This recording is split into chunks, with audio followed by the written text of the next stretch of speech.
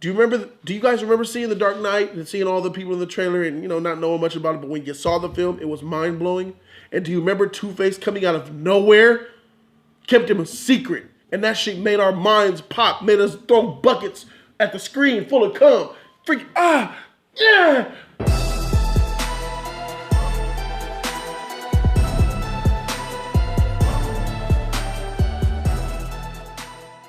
YouTube, what's good? It's your boy Jody Joe, and welcome to Jody's Corner. We here. This movie right here that we're about to react to, called Dunkirk, is a Christopher Nolan film. Now, I don't know if you guys know or not, but Christopher Nolan is my favorite director in Hollywood right now. And he's been my favorite director for some years now. Christopher Nolan brings us movies like Memento, Interstellar, Inception, The Dark Knight trilogy, The Prestige.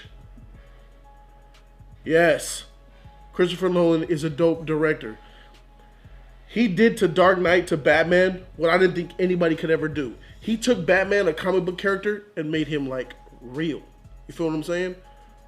So,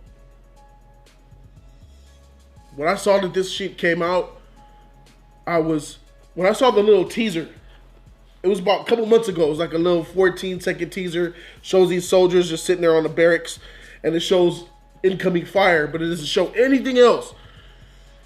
Iconic. Christopher Nolan is now coming to a war film. It looks like it might be World War I or World War II. Christopher Nolan will be bringing his iconic direction, his awesome color schemes, his great characterizations.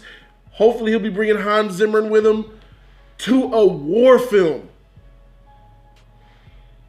Do you understand how epic that shit is? Christopher Nolan is so epic. I know some people are like, get off his cock, bro, fuck. But when you get films like Interstellar, a lot of people hate it, but that's an A+ movie, man. That shit means so much to me, man. The docking scene where he goes and docks on the ship after Dr. Mann blew his shit up, and then what's his name? Cooper goes and docks. That whole little scene right there, epic shit, man. Hans Zimmer's score on that shit was beautiful. So, yes, I understand people like, man, get off this. But when you get films like that, bro, that make you feel that way, The Dark Knight, come on, man. And then you imagine that you already love war films, and Hacksaw Ridge is one of my favorite war films. Number one is Braveheart, of course. But Hacksaw Ridge coming real close. Hacksaw Ridge is a really good film. So, now that we got a war film and Christopher Nolan together, nigga, my mind finna pop. And that's the real. I can't wait to react to this shit with y'all. Sorry for taking too much of your time up. Let's go ahead and get into this reaction. But don't worry, stick around. We're going to discuss what we've seen. So, let me go ahead and turn this light off real quick.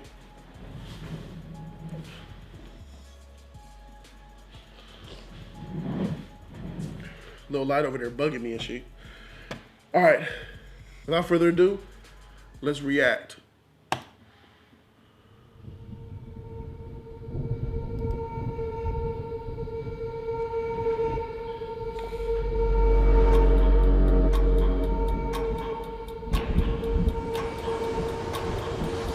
British flag? The enemy tanks have stopped. World War II. Why? Why waste precious tanks when they can pick us off from the air like fish in a barrel?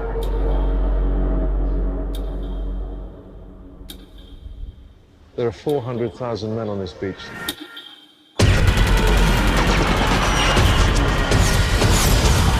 Look at how clean that looks, man. That shit look clean, bro.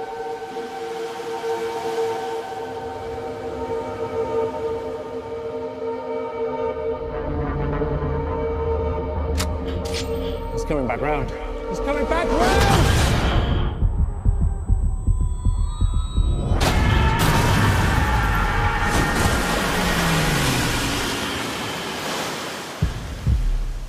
Look like those were German planes.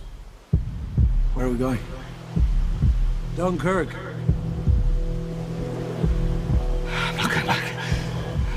Oh shoot, There's no Scarecrow. hiding from this sun. We have a job to do. If we go there, we'll die. Christopher Nolan is really good at reusing actors from his previous movies.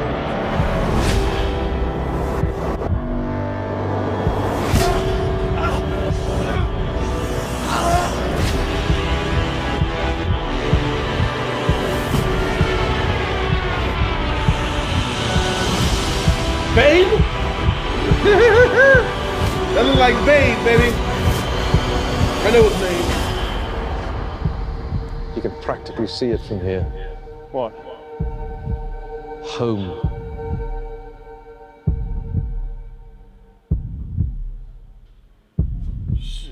Oh, 70 millimeter. Sign me up. 70 milli, baby. Nigga, please, bro. This shit is getting watched. 70 millimeter. Sign me up now. Day one, homie. It's going to be reviewed on this channel in depth. Man, this movie's going to be straight lit to the freaking heavens. Man, Christopher Nolan, freaking genius motherfucker. Got Tom Hardy in this shit and the Scarecrow and shit. Freak. I'm watching this shit. It's going to be one of the best war movies ever made. And it's not going to be one of the best war movies ever made simply because of the action. Because Christopher Nolan is a genius. This is what he does.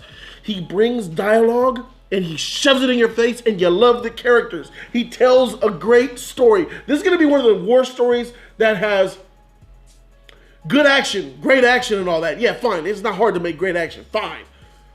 He's going to ground this film. He's going to tell us a story. He's going to invest us in the characters. He's going to make us emotionally attached to what's going on. He's going to keep us at the edge of our seats. And he's going to blow our freaking minds after that. Man, this shit going to be straight lit, bro. This movie's going to be all the way 100% fire. It doesn't, and the thing about Christopher Nolan's trailers are, yes, he does not make the most intense trailers. He does that on purpose. Christopher Nolan is the type of director that never, absolutely never wants to give too much away in the trailer. He won't give you shit. He'll just give you a little here, a little there. He won't give you nothing. Do you guys remember The Dark Knight?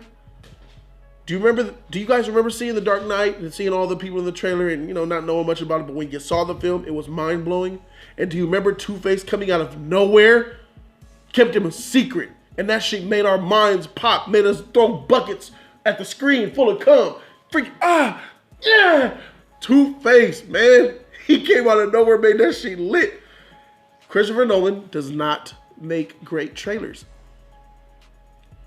On purpose. He does this on purpose because he does not want to give anything away. And I respect that. I love that. I adore that shit.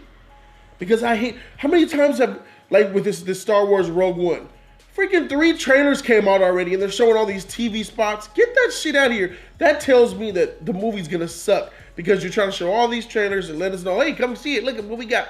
Nah, I guarantee you, this is probably gonna be the only trailer for this movie. Maybe we'll get one more. That'll make only 2 trailers. And we might just get this one. It might not even be a second trailer, but there might.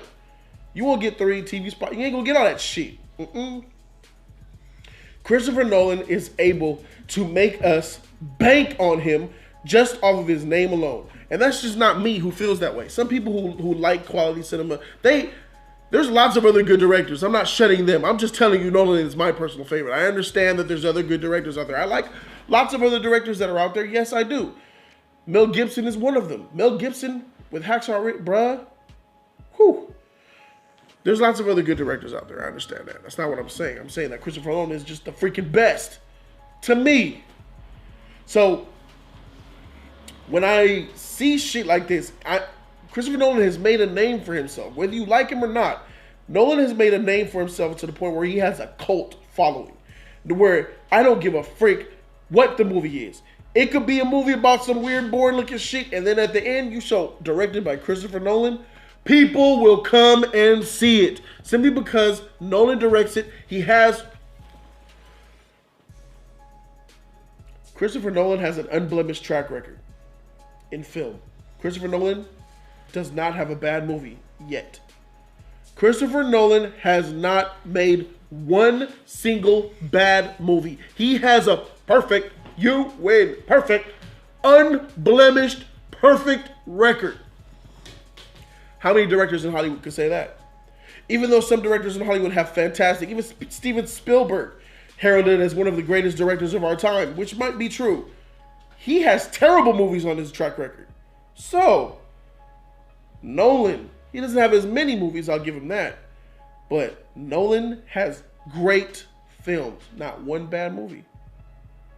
So yes, even though you like him or dislike him, whatever, you can't deny his films, bro. You just can't. If you have a problem with Interstellar, Memento, The Prestige, the Dark Knight series, Interstellar, something's wrong. Something's definitely wrong. So, definitely going to see this film. This film is going to be lit to the heavens. Like I said, it's going to be tight. It's look like it's telling. I don't know really what part of history this is. I saw the European flag there, the British flag. I know they were involved with World War II, so I'm assuming it's World War II. The planes look like German planes. I couldn't really see them that well. So it looks like it's somewhere in Europe during World War II, probably somewhere in the 40s or the late 30s, in Europe somewhere. And they're trying to go to Dunkirk. Dunkirk sounds like a German city or some shit. It sounds, I could look that shit up right now. Let's do that. Let's take a history lesson. Let's find out where Dunkirk is. Oh look, the Battle of Dunkirk. Let's talk real quick. Let's see. 1940, World War II. I was right. Dunkirk is France. Okay, so it's in France. So definitely heavy German presence in France. Heavy German presence throughout all of Europe. Oh, France. Germany basically owned France. So that's a serious thing. So this shit gonna be lit. It's gonna be 100. World War II. Love World War II films. Can't wait to see this shit. Nolan, you're the best. I'm here day one. Subscribe now if you like this shit. Comment in the section down below. I'm Jody Joe, and I'm out this thing, man. Deuces.